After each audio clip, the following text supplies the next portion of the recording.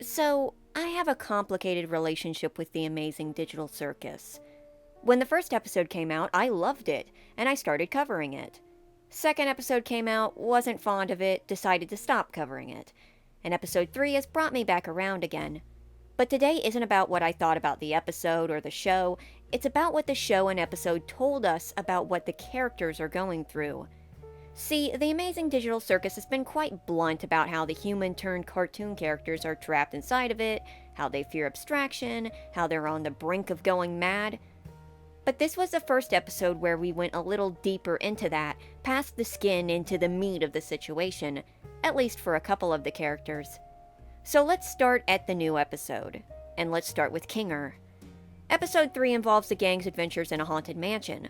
Pomni and Kinger are separated into an extra scary version of the house, where they must play through an indie horror game involving jump scares, biblically accurate angels, and possession. And the only thing between them and a very bad time is a singular shotgun, and it's in Kinger's hands. At first everything's pretty on brand. Kinger's being his usual goofily detached self, and Pomni's anxious. The first real sign that something deeper is happening, though, is shortly into the ordeal when Kinger is jump-scared by a disembodied head. It stretches its mouth wide open, and eyes start bubbling in the darkness inside. Kinger, looking hypnotized, says, "Beautiful, honey." This seems like a one-off joke as Kinger goes back to acting like normal, but this is the point when things start to shift. Though it's not until he shoots an angel and they end up in hell that we actually get context. Also, Pomni gets possessed, but they're in hell, that's expected. Didn't expect it to be so green, though. Throughout their descent, Kinger is acting a little more lucid, which culminates in a moment where the two are resting, with Pomni upset and crying, and Kinger opens up to her. He reveals that he has had trouble remembering, but that when he's in the dark, he can remember his wife and when she abstracted. And yes, Kinger had a wife. We don't get to see her unabstracted or hear her name, but I'm going to go out on a limb and say that she was likely Queenie, a queen chess piece that Gooseworks gave us a name of. Kinger tells us a little bit about her. She was funny, creative, and liked bugs and entomology. One of the popular headcanons circulating is that Kinger was focused on bugs because he used to be a bug tester, but here it reveals that he was actually focused on them because she liked them. He got into her hobby because of her. Though funny enough, Kinger does throw in 7 years of computer science for this, huh? a little before that. So, Bug Tester Headcan is actually still on the table, just in a different way. But regardless of all of that, Kinger lost his wife to abstraction. Soothed by the darkness of the fort, Kinger was able to approach and touch her, and notably, unlike Kaufmo, who caused Ragatha, Pomni, and the NPCs to glitch out just by touching them, Kinger did not. And then she was taken to the cellar. Despite the flip-flops in memory, Kinger is somehow able to remember and hold on to that one. But there are some splotchy spots as well, such as Kinger says that he doesn't remember how she abstracted, and it makes me wonder if it was because it was so long ago, or if it was also because of this memory issue. The scarier part is, there is a possibility that she abstracted without warning, though that's only going off the possibility that Kinger doesn't remember the events leading up to it because they were too subtle. While the circus performers have to fear abstraction, from Kaufmo's example, there seems to be some warning. That a full mental collapse leads them to going insane and abstracting. And it could be that Kinger simply doesn't remember the decline. But what if that's not the case? I've thought about it before, and I thought maybe that abstraction could be something in the code of the digital circus getting rid of or simplifying parts it cannot use, a la overly simplified version of a real computer abstracting data.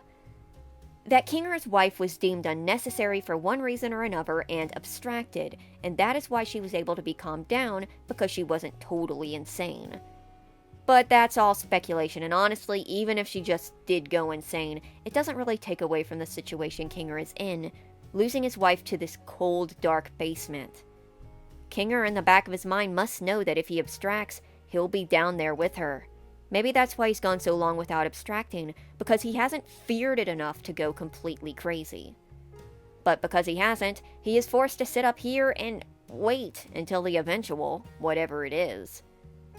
Either way, Kinger and Pomni bond over this moment, and Kinger forewarns her to hold on to those she cares deeply about, which leads to her later on telling Ragatha that she appreciates her. Aww. And Kinger returns to his fort and his fugue. But that's not the end. Because this episode isn't just an expose on Kinger, we also finally get to see a little more on Zooble, who has pretty much been absent in both episodes before this. Zooble, refusing to go on the adventure, is confronted by Caine, who gives an impromptu therapy session. There we get to hear about their troubles with their body. It doesn't feel comfortable, and despite having a box of parts to switch out, they haven't found any that feel right. Something that was pretty much foreshadowed in the comments Gooseworks has said about Zooble leading up to this moment. It's pretty clear that Zooble has some form of body dysmorphia.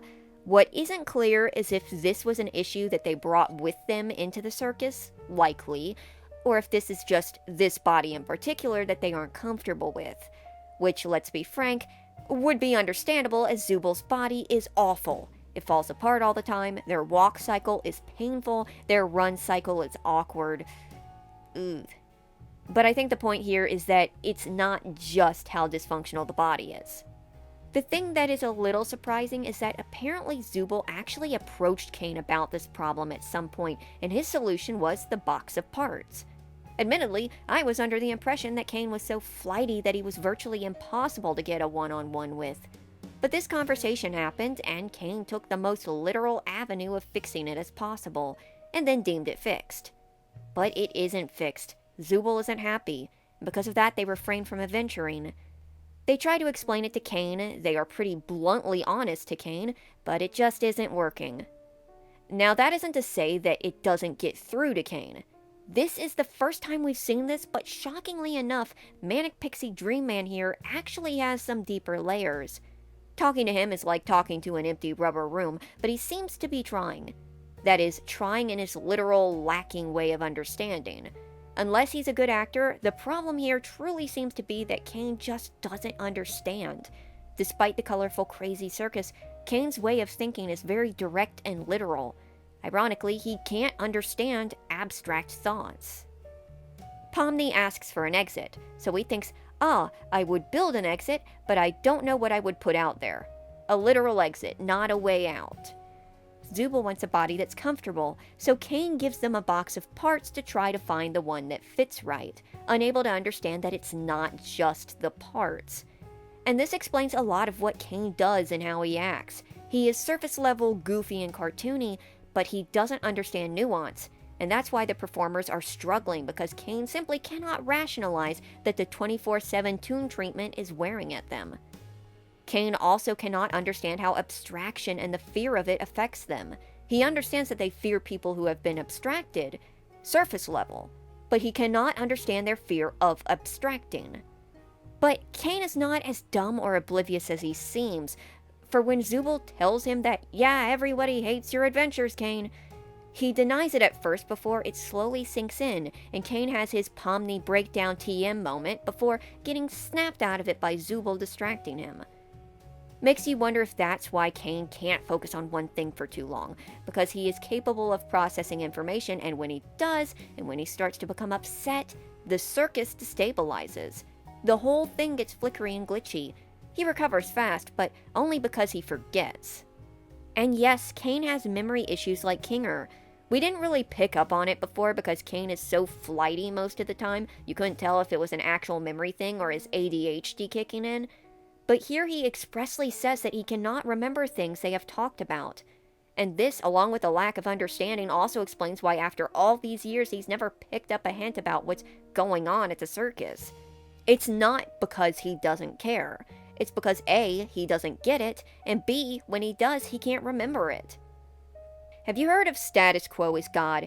That's a term where in a TV show things will always revert back to the status quo at the end of the episode. Like in Pokemon, where Team Rocket occasionally teams up with Ash, but they'd always become enemies again at the end. Or Squidward from SpongeBob, occasionally he gets wins, but then goes back to being miserable by the next episode. The status quo is God, and that God's name is Caine, and the only way anything changes significantly is if someone ends up abstracting and he can't play with them anymore. Also, towards the end of the episode, there is a joke about Caine and Zooble switching roles of therapist and patient. I've seen this joke before, nothing too surprising. Though maybe I'm thinking too deeply into it, but Caine's focus is interesting. He's questioning his theming on adventures, and it makes you wonder if it's because he can't think of anything but adventures, or if he's actually still bothered by what Zooble said. Knowing Caine, he will react to this by trying desperately harder on adventures, which could lead to some terrifying results because, like I said, he's unable to read between the lines. If they hate the adventures, it's because the adventures are bad, not because they're trapped in circus purgatory, being forced to perform against their will. In a way, Caine is almost as much of a prisoner as the rest of them are. He seems like the one keeping them captive, but he's really not. He simply doesn't know how to exist in any other way. He says it himself. Adventuring and making adventures is his art. Or more importantly, it's the only thing that he does, the only thing that he knows how to do, and if he's bad at that, there's nothing else. So, I think that covers most of the real neat stuff in this episode. We got a greater look into how Kinger, Zooble, and Caine feel and function, and it wasn't just focused on abstraction. Kinger's pain comes from abstraction, but not because of the abstraction itself, but the pain of losing his loved one. It's not him fearing losing control, it's him fearing losing someone else. All while he's losing his memories regularly.